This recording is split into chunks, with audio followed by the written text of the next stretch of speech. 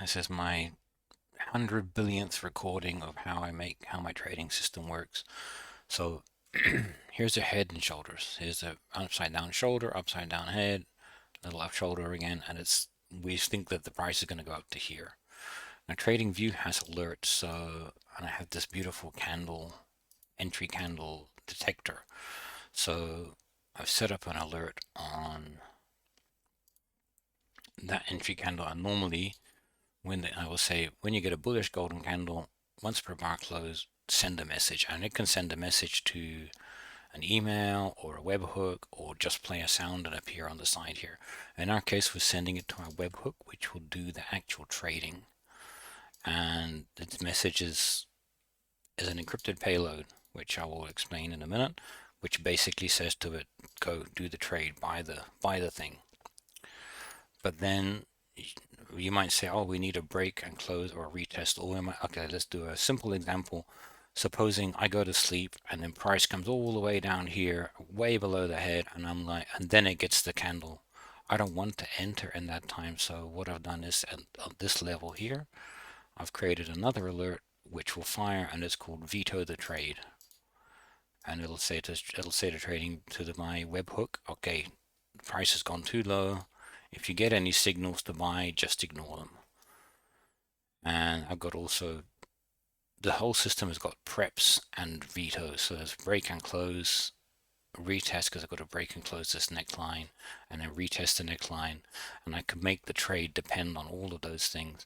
So, and another veto example is the trade expire. So let's say the price gets over here, and then I want TradingView to send a webhook saying price has crossed this line, trade expired. And I've got a little bit in depth how the system works. So we'll create this alert now. This is called a veto, and it is Euro Japanese yen. I did it wrong. Veto Euro Japanese yen, and it's going to last for 4 days. And the veto is called trade expired, and it's going to last for 96 hours. Boom.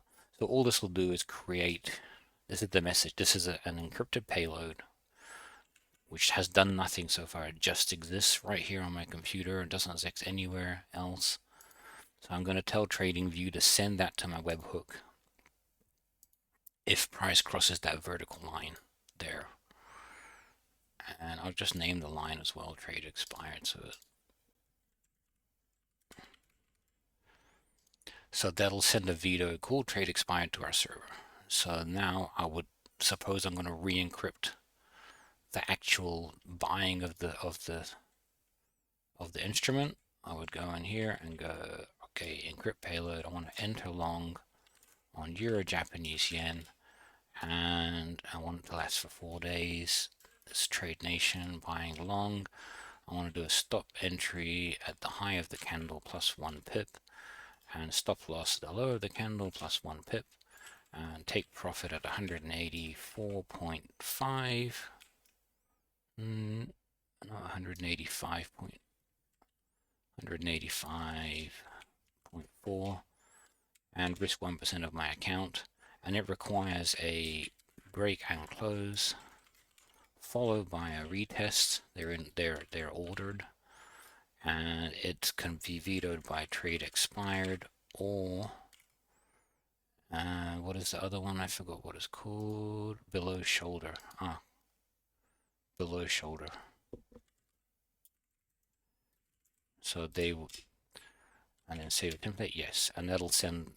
Then I would copy this payload into the golden candle entry, and you can see here in the status, this is the status on the server, that we had an Aussie Japan trade and the golden candle signal hit, and it said, no, I'm not going to enter because I haven't had a retest.